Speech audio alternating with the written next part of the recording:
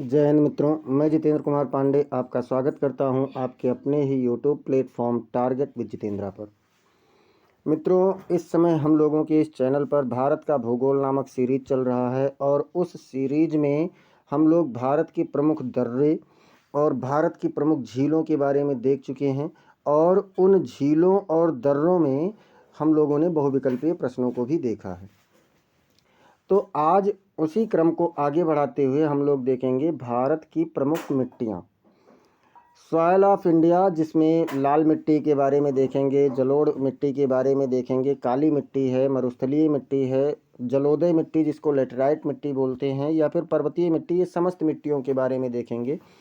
अगर आप लोग चैनल पर नए हैं मित्रों तो चैनल को सब्सक्राइब कर लीजिए, बेल आइकन दबा दीजिए, इस क्लास को लाइक कर दीजिए और इसे अपने मित्रों के पास में शेयर भी कर दीजिए।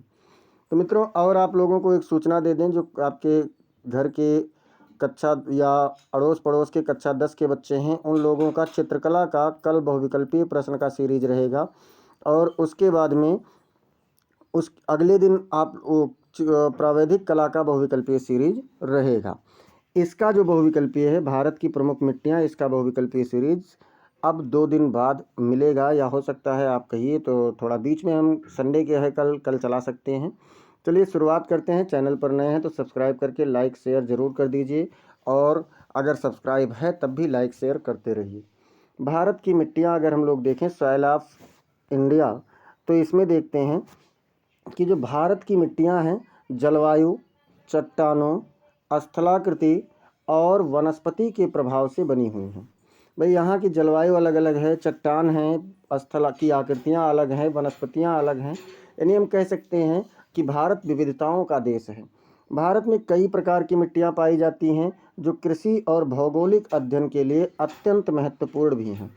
भारतीय कृषि अनुसंधान परिषद ICAR यानी Indian council of agricultural research, ये जो आपका भारत का कृषि क्षेत्र का सबसे बड़ा अनुसंधान परिषद है, इसके अनुसार भारतीय मिट्टी को मुख्य रूप से 8 वर्गों में बांटा गया है। कितने वर्गों में मित्रों? 8 वर्गों में बटा है। कौन कौन सा है? तो 8 वर्गों में अगर हम देखें तो एक तो है जलोढ़ मिट्टी। जलोढ़ मिट्टी जिसको एलुवियल सॉइल कहते हैं। जलोढ़ मिट्टी की स्थिति कहाँ है? थोड़ा एग्जाम ओरिएंटेड क्वेश्चन कोई देखेंगे, बहुत ज़्यादा भाषा से नहीं मतलब है। तो ये गंगा, ब्रह्मपुत्र और सिंधु नदी के मैदानों में पाई जाती है। मतलब गंगा, ब्रह्मपुत्र और सिंधु नदी के मैदानों में, गंगा और ब्रह्मपुत्र नदी के मैदान में भी पाई जाती है। विशेषता अगर हम लोग देखें इसकी कि जलोढ़ मिट्टी की विशेषता क्या होती है, तो ये भारत की सबसे उपजाऊ मिट्टी है मित्रों। जलोढ़ मतलब जल के साथ साथ लोढ़ा, लोढ़ा मतलब जो जल के साथ लुढ़कते हुए मिट्टी आए, जैसे पानी का बहाव चल रहा है और इसके साथ जो मिट्टी लुढ़कते हुए आए और रुक जाए, अर्थात बाढ़ के द्वारा लाई गई जो मिट्टी होती है उसको जलोढ़ मिट्टी कहते हैं। तो बाढ़ क्या करती है? मिट्टी के ऊपरी परत को ही लाती है, इसलिए सबसे ज़्यादा क्या होती है मित्रों? उपजाऊ उपजाऊ मिट्टी होती है।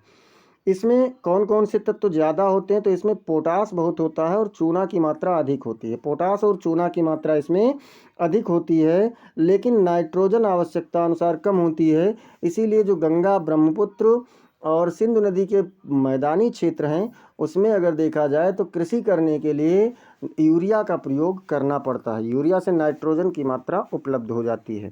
अगर प्रकार देखें तो जो जलोढ़ मिट्टी है ये 2 प्रकार की होती है, बांगर और खादर।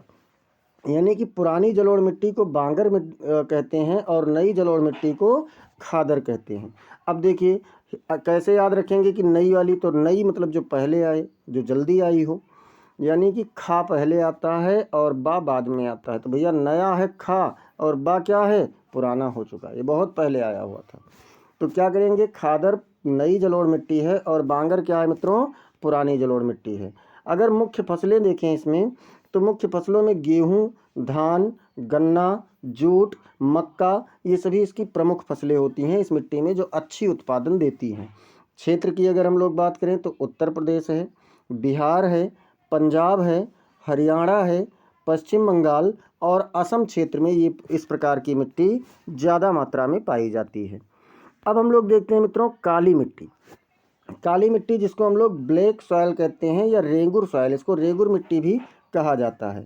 अगर स्थिति देखें कि काली मिट्टी की स्थिति कहाँ है, तो ये दक्कन के पठारी क्षेत्र में पाई जाती है। और जो दक्कन का पठार है ये प्रायद्वीपीय पठारी क्षेत्र में होता है। जो भारत का ये वाला प्रायद्वीपीय क्षेत्र है, ऐसे ये इस हिस्से को हम जो लोग क्या कहते हैं, इस हिस्से को जो भारत का ये वाला हिस्सा है यानी नीचे वाला दक्कन महाराष्ट्र के क्षेत्र में पाया जाता है। दक्कन का पठार ज़्यादातर कहाँ है, महाराष्ट्र के क्षेत्र में। तो ये दक्कन के पठारी क्षेत्रों में पाई जाती है। जैसे कि दक्कन का पठार है, अगर हम लोग विशेषताएं देखें तो विशेषता क्या है मित्रों, इसका रंग काला होता है। कैसा होता है मित्रों इसका रंग, तो इसका रंग काला होता है। इसमें नमी बनाए रखने की क्षमता अधिक होती है, अर्थात पानी को अवशोषित करने की क्षमता बहुत ज़्यादा होती है और ये ज़्यादा दिनों तक इसमें नमी बनी रहती है। इसे रेगुर मिट्टी भी कहा जाता है। काली मिट्टी को और कौन सी मिट्टी कहते हैं मित्रों, तो इसे रेगुर मिट्टी भी कहा जाता है। ये कपास के लिए बहुत अधिक अच्छी मिट्टी मानी जाती है, इसीलिए इसको कपास मिट्टी भी कहते हैं। देखिए काली मिट्टी का 3 नाम हो गया, एक तो काली मिट्टी, एक इसको हम लोग रेगुर मिट्टी कहते हैं, और कपास की खेती अच्छी होती है इसलिए इसे कपास की मिट्टी भी कहते हैं। क्षेत्र में देखें तो महाराष्ट्र है, गुजरात का कुछ हिस्सा है, मध्य प्रदेश का हिस्सा है और तेलंगाना का हिस्सा है। यानी अगर देखें तो मध्य भारत वाला जो हिस्सा आता है वही लगभग पश्चिमी और मध्य भारत का हिस्सा इसमें आ रहा है।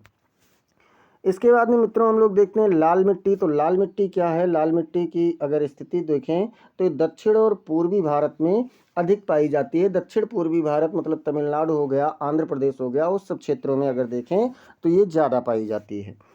विशेषता में देखें तो इसका जो लाल रंग होता है वो किस कारण से, लौह ऑक्साइड, देखिए लौह ऑक्साइड या इसको आयरन ऑक्साइड भी कह सकते हैं। लौह ऑक्साइड या फिर आयरन ऑक्साइड, आयरन मतलब भी लौह ही होता है, इसके कारण इस मिट्टी का रंग लाल होता है। अगर इसमें उर्वरकता देखें, उपजाऊपन देखें इसकी, तो मध्यम होती है, न बहुत अच्छी उपजाऊ मिट्टी होती है न ही बहुत खराब होती है। पानी की कमी होने पर उत्पादन कम हो जाता है, मतलब इसमें पानी पर्याप्त मात्रा में मिलते रहना चाहिए, अथवा ये मिट्टी फसल को सुखा देती है, फसल खराब होने लगती है। अगर इसमें देखें तो इसमें मोटे अनाज होते हैं, जैसे बाजरा है, मूंगफली भी इसमें अच्छी होती है, और तंबाकू और दालों की फसल इसमें, दलहन फसल, मूंगफली, बाजरा और तंबाकू की फसल अच्छी होती है लाल मिट्टी में। क्षेत्र में देखें मित्रों तो तमिलनाडु है, कर्नाटक है, आंध्र प्रदेश है, छत्तीसगढ़ है और उड़ीसा है। मतलब दक्षिणी भारत में और पूर्वी भारत में, यानी जैसे आप देखें तो उड़ीसा, छत्तीसगढ़ और आंध्र प्रदेश पूर्वी हैं, और कर्नाटक और तमिलनाडु क्या है मित्रों, दक्षिणी भारत है।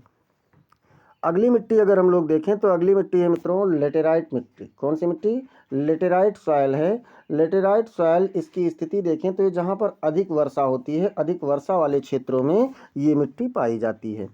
अब इसकी अगर विशेषता को देखें तो विशेषता क्या होती है मित्रों, अधिक वर्षा के कारण इसमें पोषक तत्व जो होते हैं मिट्टी के वो बह जाते हैं।